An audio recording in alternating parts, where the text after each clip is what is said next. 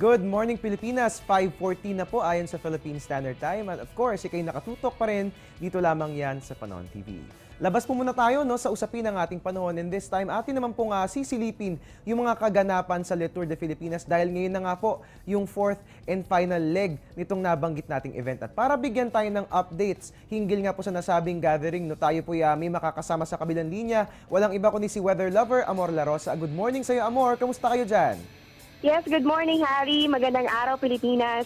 Nako, naging mas maaksyon ang kompetisyon kahapon ng tahakin ng ating mga kalahok sa Le Tour de Filipinas, ang 146.6 kilometers sa daan mula yan Cabanatuan patungo dito sa Bayumbong, Nueva Vizcaya. Kaiba sa Stage 1 and Stage 2, matarik at palikulikong daan ang higit na sumubok sa mga siklista sa Stage 3. Hindi naman ito naging hadlang dahil maging ang lagay ng ating panahon kahapon ay nakaisa para makamit ang nag-iisang layunin ng bawat kalahok at yan ay ang mauna sa finish line. Harry?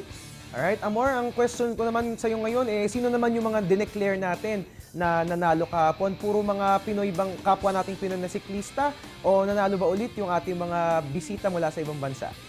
Naku, sa stage na nangyari kahapon ay hindi tayo pinalad ng mga Pilipino at nanguna sa stage na ito ang bansang Indonesia matapos makuha ni Rastra Patria ang first place.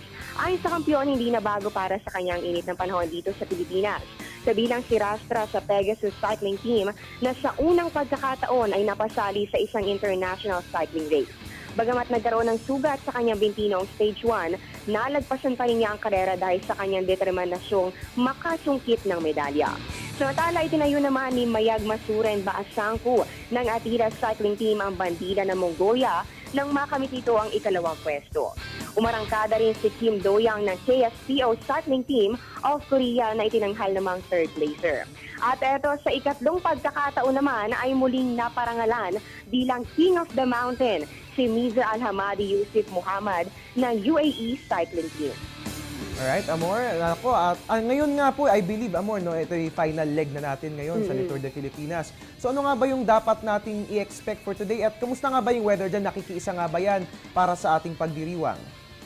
Para sa araw na ito, Harry, ramdam talaga ang tensyon sa huling stage ng kompetisyon kung saan dadaanan ng mga siklista ang layong 134 kilometers. At mula yan sa Bayumbong, aakyat naman tayo sa summer capital of the Philippines, ang Baguio City. Maliban sa bahagyang pagbabago sa temperatura, marami ring pagbabago sa klase ng daang tatahakin ng ating mga kalahok. More uphill and zigzag roads, yan ang matinding pinaghahandaan nila ngayon. Kahit ito ang pinakamaiksing ruta ng Le Tour de Filipinas, ito naman ang itinuturing na pinakamahirap at pinakasusubok sa kanya-kanyang diskarte para makuha ang medalya at mauna sa karera. Pero ganito man, dito rin makikita ang mga pinakamagagandang tanawin sa highlands of Northern Luzon. At sa mga oras na ito ay ramdam talagang excitement sa isa't isa at naghahanda na rin ang lahat para sa Stage 4 ng karera. Ayon sa ilang team captains na nakapanayam natin, importante talaga ang kompletong oras ng tulog, sapat at sustansya ng pagkain at syempre mawawala ba naman ang warm-up o stretching para makondisyon ang katawan ng mga siklista. At sa mga oras na ito, maganda pa naman ang panahon dito at bagamat may mga kaulapan tayo nakikita, ay wala namang nararanas sa mga pag-ulan at I think mamaya-maya na lamang ay sisikat na itong si Haring Araw. At yan po muna ang latest. Patuloy nating babantayan ang mga pangyayari dito sa Le Tour de Filipinas 2014. Ako po ang inyong weather lover, Amor La Rosa, nag-uulat live mula sa Bayumbong, Nueva Vizcaya. Alright, maraming salamat Amor at mga kababayan. Atin nga po nakasama sa kabilang linya si weather lover Amor La Rosa para ibigay ang latest sa Le Tour de Filipinas. At napag-uusapan nga po natin ngayon yung lagay ng panahon. Diyan nga po yan sa pagdadausang lugar. Sisilipin po natin yung special weather outlook po natin para sa mga nabanggit na lugar na pagdadausan ito. Well, para po sa araw na ito, ngayon nga po ay fourth and final leg. Sa Bayumbong po, magiging maganda naman po lagi ng ating panahon. At wala namang dapat alalahanin dahil hanggang sa pag-akyat ng Baguio City, magiging maganda pa rin ang lagay ng ating panahon except for isolated rain showers or thunderstorms na possibly maranasan po natin sa hapon o gabi. At mga kababayan, Le Tour de Filipinas is presented to you by Air 21 and also sponsored by Smart, Victory Liner, North Luzon Expressway, and supported by M. Luwilier and fuel partner Petron.